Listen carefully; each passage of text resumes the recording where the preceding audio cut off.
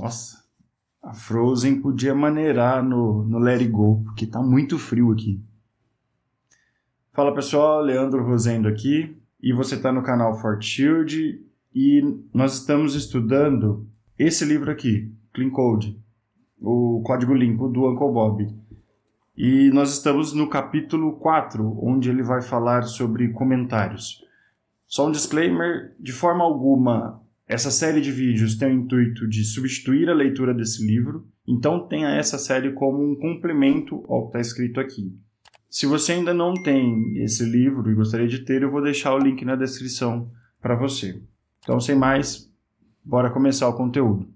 Comentários, eles são ruins. Igual aquele comentário, pode ser engraçado, que eu fiz lá no começo do vídeo sobre a Frozen, mas ele é ruim para o vídeo, ele não agrega nada para o conteúdo desse vídeo, a não ser trazer um momento de descontração. O Uncle Bob coloca que comentários muitas vezes são necessários para suprir uma necessidade que a gente não conseguiu colocar no nosso código. Então nós utilizamos comentários para explicar aquilo que nós queríamos fazer ou qual era a nossa intenção do que fazer. Ele ainda coloca que os comentários servem para compensar o nosso fracasso em criar uma boa função. E que antes de nós criarmos um comentário, nós deveríamos pensar muito bem em como refatorar aquela função de modo que ela fique mais clara e nós possamos nos expressar melhor dentro daquela função. Ele vai colocar, e para mim esse aqui é o mais forte do que ele coloca, que é comentários mentem. E isso para mim é muito forte, essa afirmação. Por quê? E é verdade. Porque vamos supor que você está num dia corrido, você tem lá uma função e tem o comentário daquela função, e você altera aquela função e esquece de alterar o comentário. Aquele comentário começa a mentir sobre o que aquela função faz, o que aquela função representa. Isso daqui é muito verdade. Pelo menos conforme você vai trabalhando, de repente você sobe para o Git, aquele código, e esqueceu de alterar o comentário, aí os revisores vão olhar, peraí, mas esse comentário aqui não está condizente com o que a função faz. Aí você perde tempo. E aí ele até coloca que, ao invés de nós perdermos tempo criando comentários, é melhor perdermos tempo, não perder, mas sim ganhar tempo escrevendo um código melhor. Gastamos nosso tempo escrevendo um código melhor. Porque somente há verdade no código. No comentário não existe verdade. Ele pode estar desatualizado. E se você tomar aquele comentário como verdadeiro, você pode ser enganado. E aí vai ocorrer outros problemas no seu desenvolver de código. Mas existem 7 formas de comentário que o Uncle Bob considera válido. E aí nós vamos ver cada uma delas. Todas as outras formas que não se encaixam dentro dessas 7 que eu vou falar, ele considera como lixo, como erro, perca de tempo.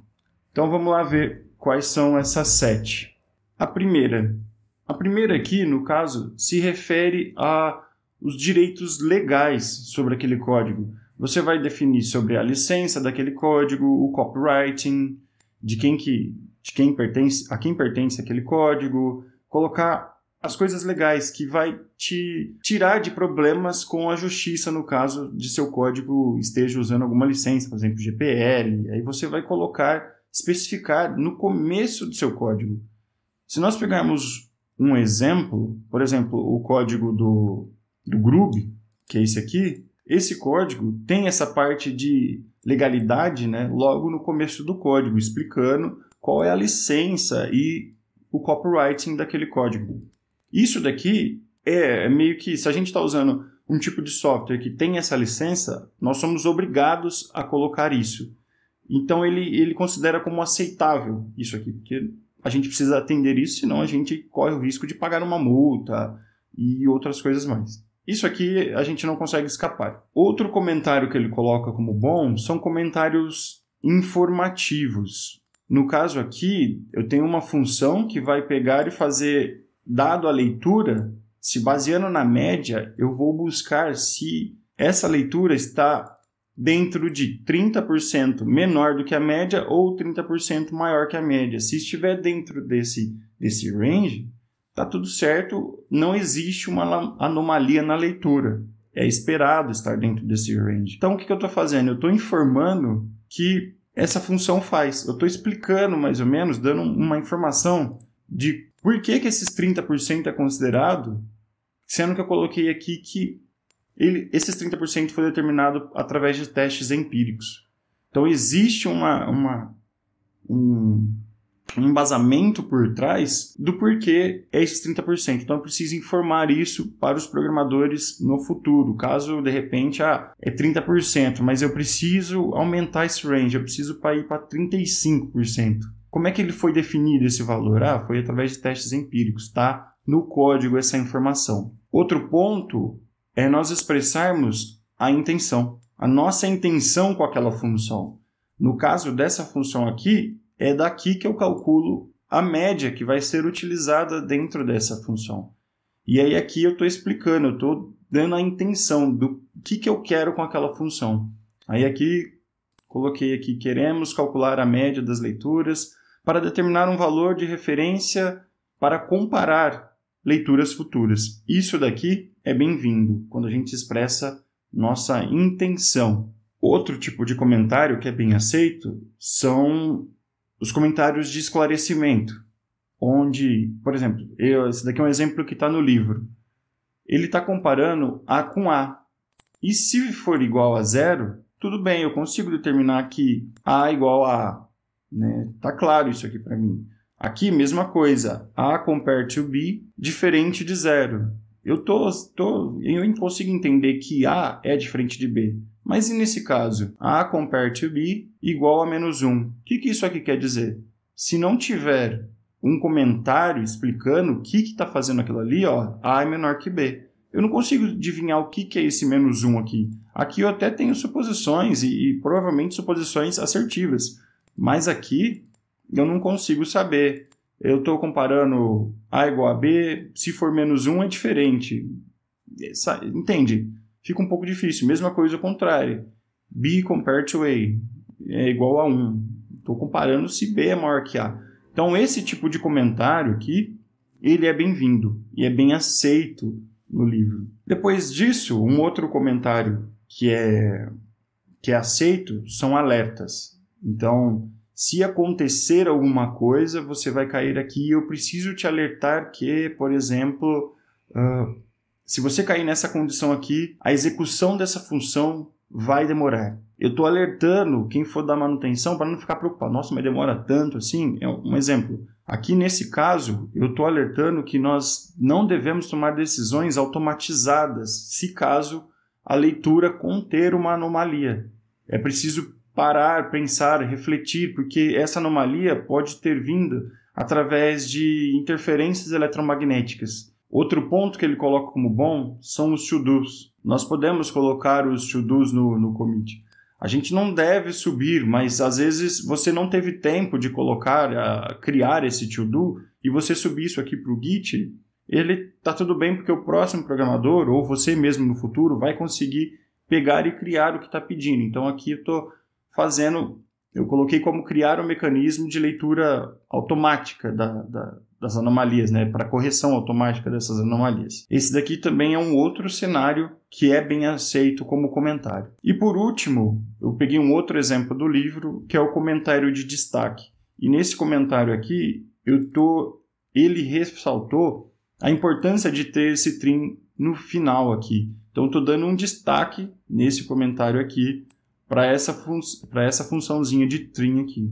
Que ele vai, se você não usar o trim, ele vai fatiar isso e vai criar um outro vetor, sendo que você já tem um vetor aqui. Isso daqui são os comentários bons. Todos os demais outros tipos de comentários são desprezíveis e nós devemos evitar. E aí eu vou citar um exemplo do que seria comentários ruins na visão dele. Vamos ao primeiro aqui.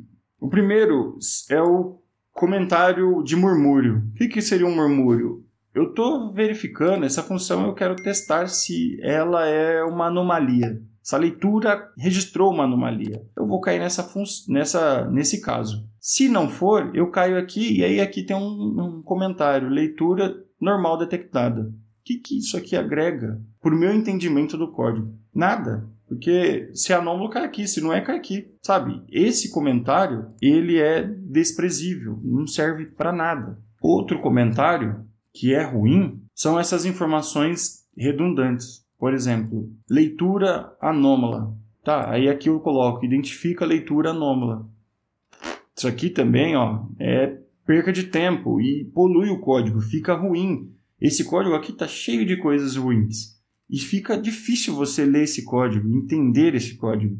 Ainda mais quando você sobe para o Git e no futuro você tem que dar manutenção. Você tem que caçar as coisas no meio dessa tripa aqui, é ruim, é difícil.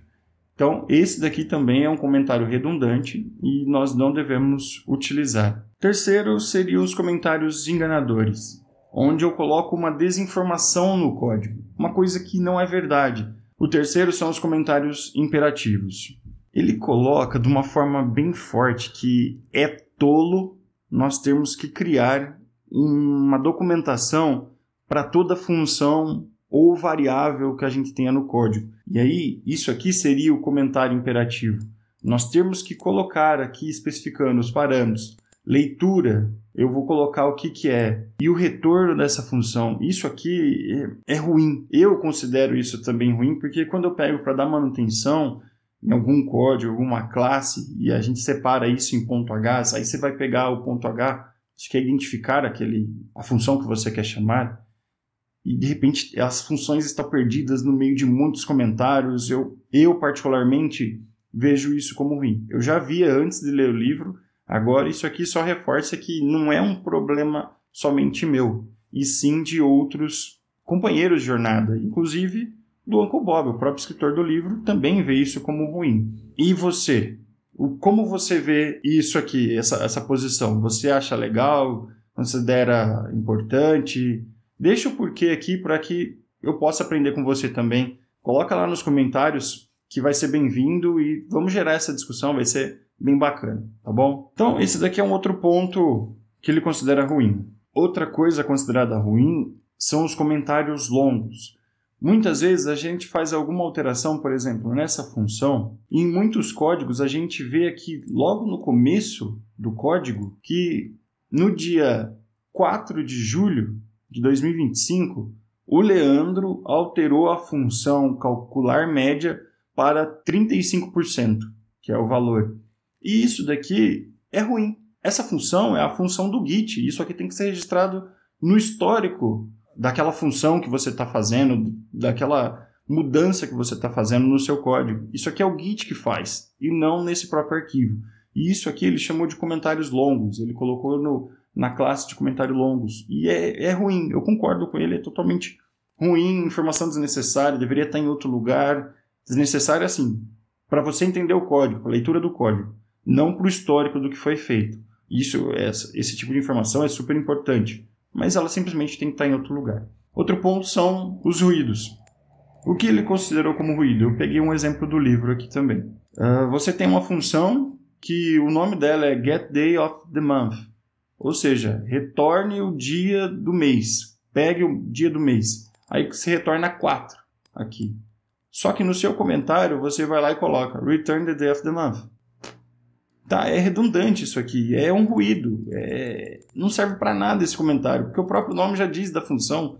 É melhor você gastar tempo escrevendo um nome bom que identifique do que você gastar escrevendo um comentário desse. É ruidoso. Isso aqui vai poluir o seu código. A mesma coisa do return. A função já diz o que você vai retornar. Você vai colocar aqui que vai retornar o dia do mês e vai retornar o dia do ano? Não faz sentido, entendeu? Aí outro ponto são os ruídos assustadores, que eu achei engraçado lendo. Ele coloca assim, leitura de sensores. E aí tem muitos programadores que têm o costume de colocar o comentário, leitura sensor. A mesma coisa, o que está aqui, está aqui. Isso aqui é um fantasma, não serve para nada esse comentário.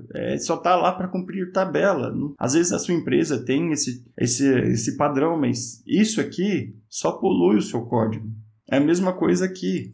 Você vai criar o comentário, você cria a média. Tem uma variável aqui, você vai lá e coloca média.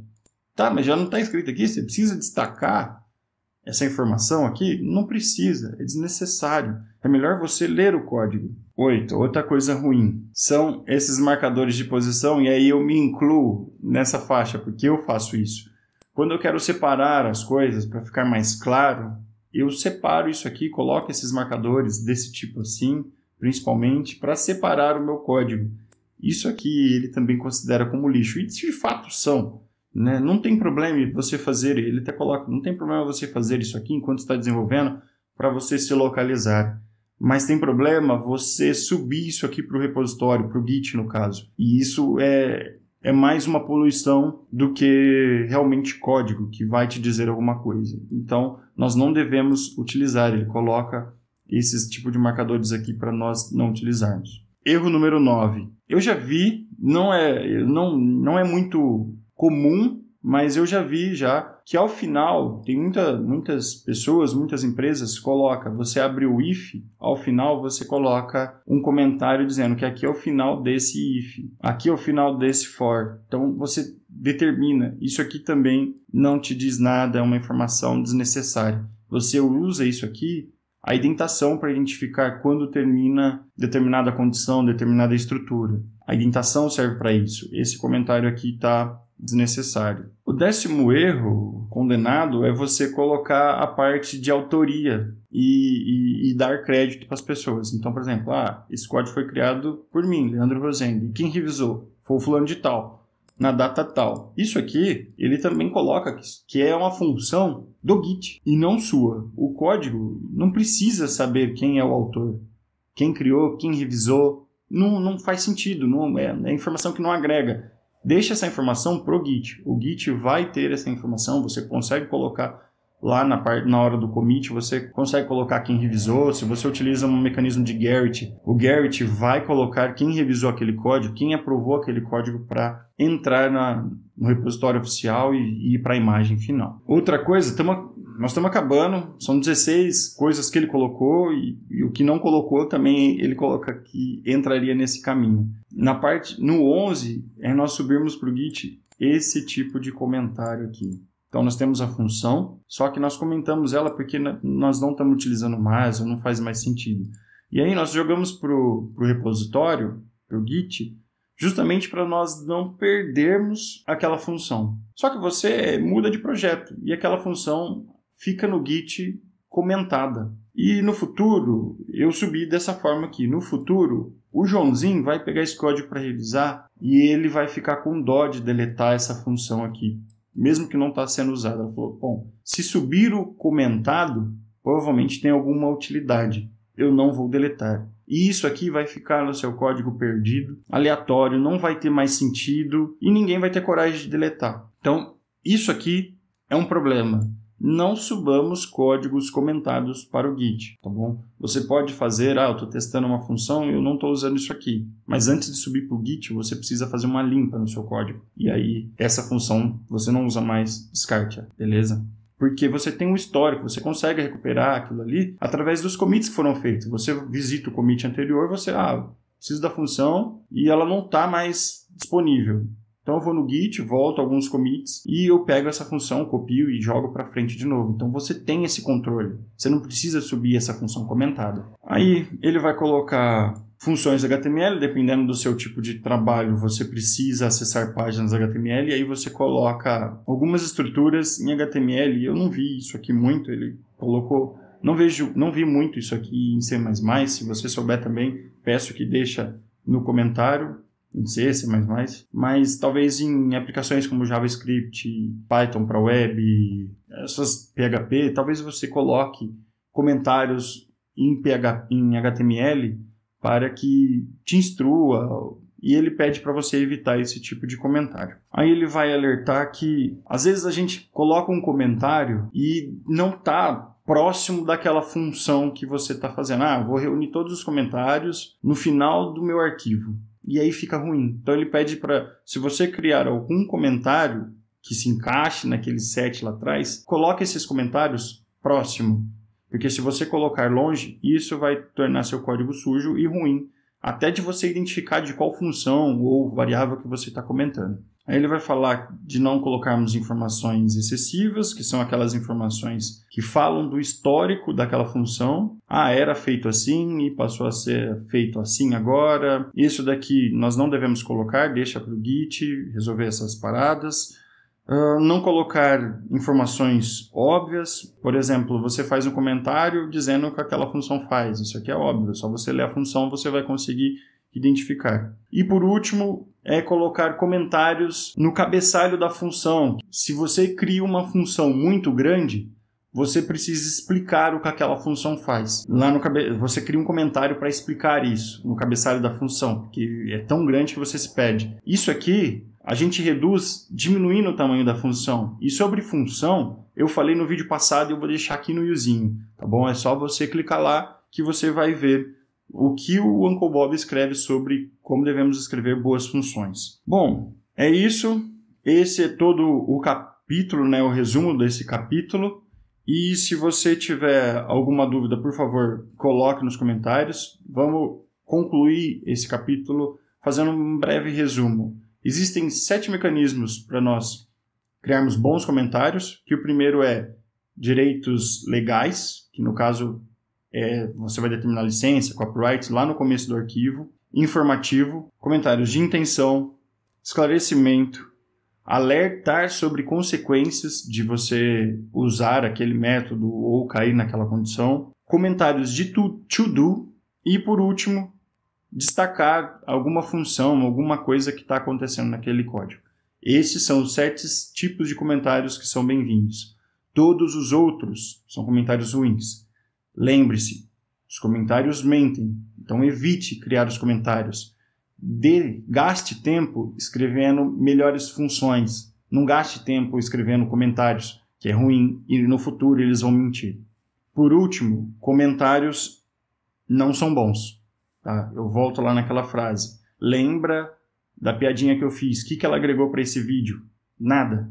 Então, comentários não são bons. É isso. Eu gostaria de pedir para você se inscrever no canal para não perder os próximos vídeos dessa série, que está sendo bacana estudar sobre o conteúdo deste livro aqui. Está sendo bem bacana eu estudar e mais bacana ainda está sendo gravar esses vídeos e ver que vocês estão gostando. Eu estou gerando algum tipo de valor para vocês, tá? Eu gostaria que vocês aumentassem a interação nos comentários para que me dê mais informação de que vocês realmente estão gostando, tá bom? Então, deixa o like para que o YouTube divulgue ainda mais esse conteúdo para as pessoas e se inscreva no canal para que você não perca os próximos vídeos, tá bom? Então, fechou? E se você quiser deixar no comentário, falar, tá tudo certo, eu gostaria de pedir para você, se você leu esse capítulo, por favor, coloque nos comentários o que você achou que ficou faltando aqui nesse vídeo, ou um complemento, tá? Como você lida com os comentários no dia a dia, por favor, coloque nos comentários aqui desse vídeo. Vai ser muito legal saber como você lida com eles. E por último, eu vou falar, como de costume nos outros vídeos, para saber que você chegou até aqui. O assunto do próximo vídeo vai ser, vamos ver o que está aqui nas anotações, formatação. Então no próximo vídeo nós vamos discutir como o Uncle Bob formata seus códigos. Fechou? Um abraço, tchau!